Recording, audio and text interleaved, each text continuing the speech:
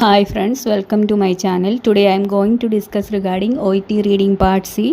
Let's start. Reading part C യിലെ underlined phrase വന്നാൽ വേഗത്തിൽ നമുക്ക് എങ്ങനെ ഓപ്ഷൻ ചൂസ് ചെയ്യാം എന്നുള്ളതാണ് നോക്കുന്നത്. വേറൊന്നുമല്ല, നമ്മൾ ഈ കിട്ടുന്ന പ്രാക്ടീസ് ചെയ്യുമ്പോൾ കിട്ടുന്ന ആ ഫ്രേസ് എല്ലാം എഴുതി വെച്ചിട്ട് അതിൻ്റെ അർത്ഥം മനസ്സിലാക്കി വെച്ചിരുന്നു കഴിഞ്ഞാൽ നമുക്ക് പെട്ടെന്ന് ഇതിൻ്റെ ഓപ്ഷൻ ചൂസ് ചെയ്യാൻ പറ്റും. ചിലപ്പോൾ നമുക്ക് ഈ വേർഡ് തന്നെ അല്ലെങ്കിൽ ഈ ഫ്രേസ് തന്നെ നമുക്ക് എക്സാമിന് കിട്ടിയെന്നിരിക്കാം ഭാഗ്യമുണ്ടെങ്കിൽ. അപ്പോൾ നമ്മൾ മാക്സിമം ഇങ്ങനെ കിട്ടുന്ന ഫ്രേസുകളും ഇഡിയംസും ഒക്കെ നമ്മൾ എഴുതി വെച്ചിട്ട് പഠിക്കാൻ ശ്രമിക്കുക. അപ്പോൾ അതിൻ്റെ ഇമ്പോർട്ടൻസ് എത്രയുണ്ടെന്ന് ഞാനിപ്പോൾ ഒരു 3 എക്സാമ്പിൾ കാണിച്ചിട്ട് നിങ്ങൾക്ക് മനസ്സിലാക്കി തരാം. ഒന്നാമത്തെ ക്വസ്റ്റ്യൻ നോക്കാം. In the second paragraph the phrase remains adamant is used to. അപ്പോൾ ഇവിടെ യൂസ് ചെയ്തിരിക്കുന്ന ഫ്രേസ് ഏതാണ്? റിമെയിൻസ് അഡമൻറ്റ്.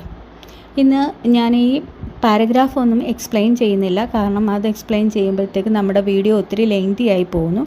അതിനാൽ ഞാൻ ഈ ഒരു ഫ്രേസും അതിൻ്റെ ഓപ്ഷനും നോക്കിയിട്ട് അർത്ഥം വെച്ചിട്ട് നമ്മൾ എങ്ങനെയാണ് ഈ ഓപ്ഷൻ ചൂസ് ചെയ്യുന്നത് മാത്രമേ ഞാൻ കാണിക്കുന്നുള്ളൂ. പക്ഷേ നിങ്ങളിത് കാണുന്ന സമയത്ത് ഈ വീഡിയോ ഒന്ന് പോസ്റ്റ് ചെയ്ത് വെച്ചിട്ട് ക്വസ്റ്റ്യൻ വായിക്കുക, നമ്മുടെ പാരഗ്രാഫ് റീഡ് ചെയ്യുക. അതിനുശേഷം ഈ ഓപ്ഷൻ കറക്റ്റ് ആവുന്നുണ്ടോ എന്നുകൂടെ നിങ്ങൾ നോക്കുക, നിങ്ങൾക്ക് മനസ്സിലാവുന്നുണ്ടോ എന്നുകൂടെ നോക്കുക. അർത്ഥം മനസ്സിലായിരിക്കുമ്പോൾ പെട്ടെന്ന് നിങ്ങൾക്ക് എങ്ങനെയാണിത് എടുക്കാൻ പറ്റുന്നതെന്ന് അപ്പോൾ കുറച്ചുകൂടെ ഒരു ക്ലാരിറ്റി കിട്ടും. ഒന്നാമത്തെ question, in the second paragraph the phrase remain adamant is used to. A option പറയുന്നു argue that relative should have the ultimate decision. B പറയുന്നു show that the opinion of the RCUK has not changed. C പറയുന്നു express that the greater understanding is needed from the staff.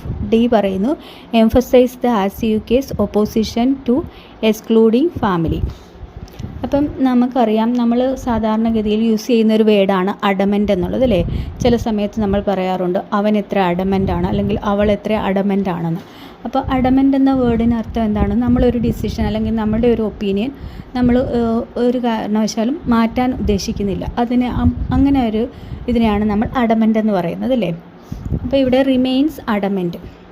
ഒരിക്കൽ കൂടി അതിൻ്റെ അർത്ഥം പറയാം. Adamant എന്നാൽ unwilling to change an opinion or decision എന്നാണ് അതിൻ്റെ അർത്ഥം. നമ്മളുടെ അടുത്ത് ഡിസിഷനോ അല്ലെങ്കിൽ നമ്മളുടെ ഒപ്പീനിയനോ ചേഞ്ച് ചെയ്യാൻ നമ്മൾ വില്ലിങ് ആവുന്നില്ല. അപ്പോൾ ഇവിടെ അങ്ങനെ ഒരു അർത്ഥം വരുന്ന ഒരു ഓപ്ഷൻ ഏതാണെന്ന് നോക്കിക്കുക. Argues that relative should have the ultimate decision.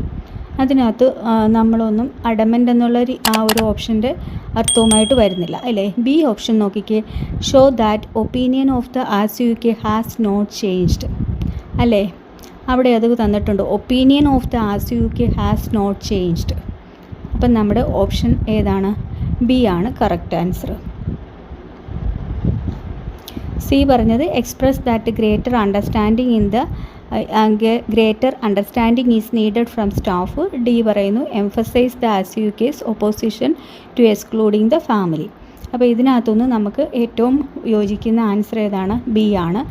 Show that the opinions of the RCUK has not changed. നിങ്ങൾ ആ പാരഗ്രാഫും കൂടി ഒന്ന് റീഡ് ചെയ്തിട്ട് ഇത് തന്നെ അല്ലേ എന്ന് ഒന്ന് കറക്റ്റായിട്ടുള്ള ഓപ്ഷൻ ഇത് തന്നെ അല്ലേ എന്നൊന്ന് ചെക്ക് ചെയ്യുക. രണ്ടാമത്തെ question, the expression vote to tackle is used to stress. അപ്പോൾ ഇവിടെ യൂസ് ചെയ്തിരിക്കുന്നത് ഒരു എക്സ്പ്രഷനാണ്. അത് എന്താണെന്ന് വെച്ചാൽ vote to tackle. Vote to tackle എന്ന് പറഞ്ഞു കഴിഞ്ഞാൽ അതിൻ്റെ മീനിങ് എന്താണ്? Express a commitment to take a particular task or challenge. അതായത് നമ്മളൊരു പർട്ടിക്കുലർ ടാസ്കോ അല്ലെങ്കിൽ ഒരു ചലഞ്ചോ അതിനോട് നമ്മൾ കാണിക്കുന്ന കമ്മിറ്റ്മെൻറ്റിനെയാണ്. ഒരു പർട്ടിക്കുലർ ടാസ്ക് അല്ലെങ്കിൽ ഒരു ചലഞ്ച് ഡീൽ ചെയ്യാൻ വേണ്ടിയിട്ട് നമ്മൾ എടുക്കുന്ന കമ്മിറ്റ്മെൻറ്റിനെയാണ് വോട്ട് ടു ടാക്കിൾ എന്ന് പറയുന്നത്.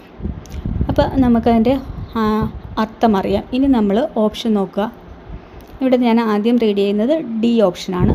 An acknowledgement of a miscalculation. അവിടെ നമ്മളുടെ അർത്ഥവുമായിട്ട് യോജിച്ച ഒരു ഓപ്ഷൻ അല്ല, അല്ലേ? അടുത്തത് C, a reaction to some unexpected criticism. അതും നമ്മുടെ അർത്ഥവുമായിട്ട് യോജിക്കുന്നില്ല. ബി പറയുന്നു unwillingness to change a direction. നമുക്ക് അങ്ങനെയുമല്ല നമ്മൾ അർത്ഥം കണ്ടത്. എ പറയുന്നു a commitment to certain objective.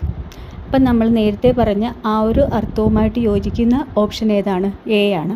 നമ്മളിപ്പം പാരഗ്രാഫിൽ പോയിട്ട് പോലുമില്ല, നമുക്കതിൻ്റെ അർത്ഥം അറിയാവുന്നതുകൊണ്ട് ഡയറക്റ്റ് നമ്മൾ എ ഓപ്ഷൻ ചൂസ് ചെയ്തിരിക്കുകയാണ്. എങ്കിലും ഞാൻ നേരത്തെ പറഞ്ഞതുപോലെ ഈ പാരഗ്രാഫോടെ ഒന്ന് വായിച്ച് മനസ്സിലാക്കാൻ ശ്രമിക്കുക. അടുത്ത ഒരു ക്വസ്റ്റ്യനൂടെ നമുക്ക് നോക്കാം. The writer uses the phrase elephant in the room to emphasise the facts that. ഇവിടെ യൂസ് ചെയ്തിരിക്കുന്ന ഫ്രേസ് എന്താണ്? The elephant in the room. Elephant in the room എന്ന് വെച്ചാൽ എന്താണ് അതിനർത്ഥമാക്കുന്നത്? There is an obvious problem or difficult situation that people do not want to talk about. അതായത് അവിടെ ഒരു പ്രശ്നമുണ്ട്, പക്ഷേ അവിടെ ഉള്ളവർ അതിനെപ്പറ്റി ഡിസ്കസ് ചെയ്യാൻ ആഗ്രഹിക്കുന്നില്ല. There is an obvious problem or difficult situation that people do not want to talk about.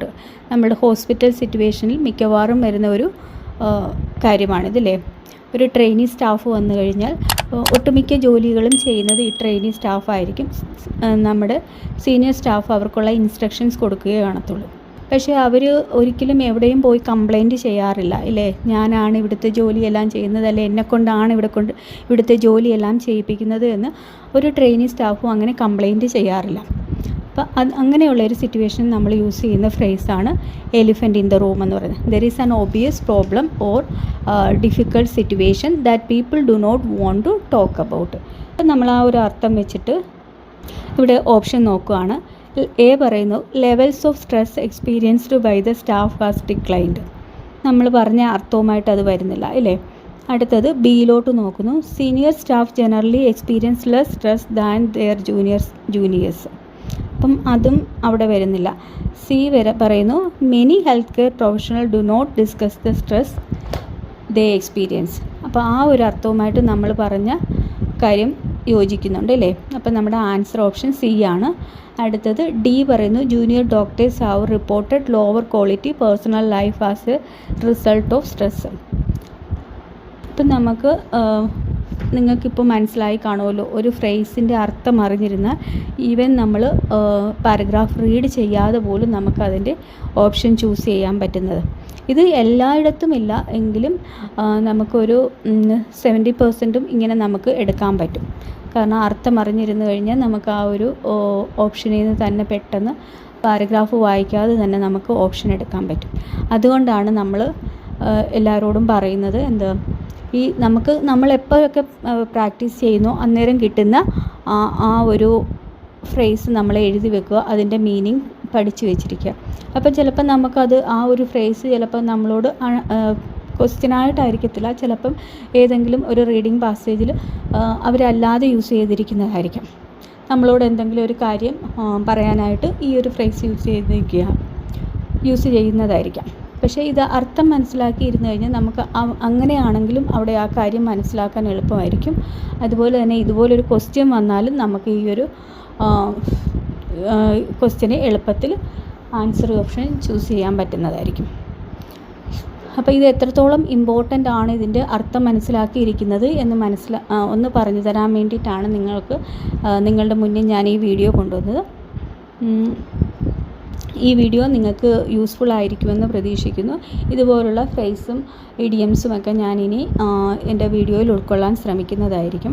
ഇത് നിങ്ങൾക്ക് ഇഷ്ടപ്പെട്ടു എങ്കിൽ ലൈക്ക് ചെയ്യുകയും സബ്സ്ക്രൈബ് ചെയ്യുകയും നിങ്ങളുടെ ഫ്രണ്ട്സിനൊക്കെ ഒന്ന് ഷെയർ ചെയ്ത് കൊടുക്കുകയും ചെയ്യുക. Thank you.